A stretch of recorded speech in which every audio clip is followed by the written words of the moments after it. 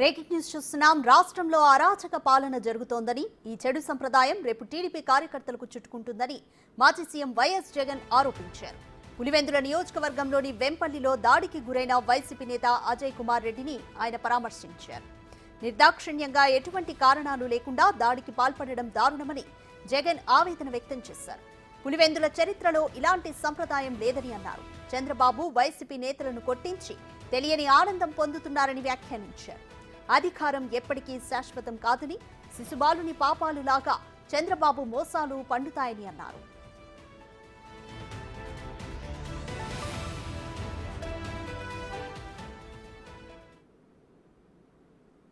కేవలం ఎన్నికల్లో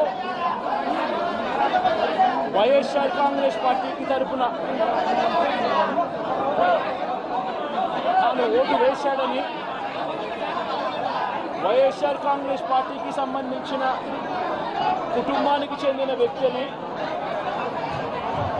అతి దారుణంగా కావాలని అదే పనిగా వెంపల్లకు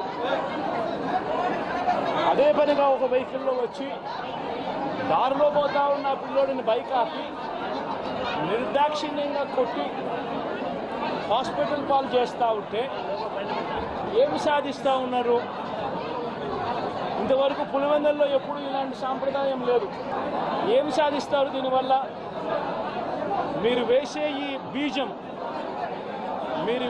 ఈ బీజం చేసే ఈ చెడు సాంప్రదాయం రేపొద్దున మళ్ళీ తెలుగుదేశం పార్టీ కార్యకర్తలకి చుట్టుకుంటుంది.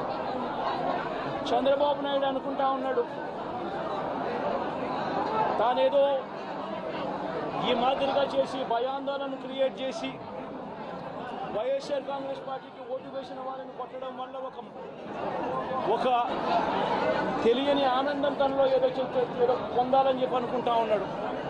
రాష్ట్ర వ్యాప్తంగా ఒక భయాన్ని క్రియేట్ చేయాలని ప్రయత్నం చేస్తూ ఉన్నాడు. కానీ నేను చంద్రబాబు నాయుడు గారికి మరొక్కసారి కూడా చెప్తా ఉన్నా, ఒక చెడు సాంప్రదాయానికి నాంది పలుకుతా ఉన్నారు. దయచేసి ఆపండి. ఆపకపోతే మాత్రం ఎల్లకాలం మీరే అధికారంలో ఉండరు. అధికారం మారిన రోజున ప్రజలు చంద్రబాబు నాయుడు గారు చేస్తూ ఉన్న ఈ అన్యాయాలను చూసి శిశుపాలని పాపాలు పండినట్టుగా పాపాలు చాలా వేగంగా పండుతూ ఉన్నాయి. అధికారం మారిన రోజున తాను చేస్తూ ఉన్న ఈ చెడు సాంప్రదాయం తనకే చుట్టుకుంటుంది.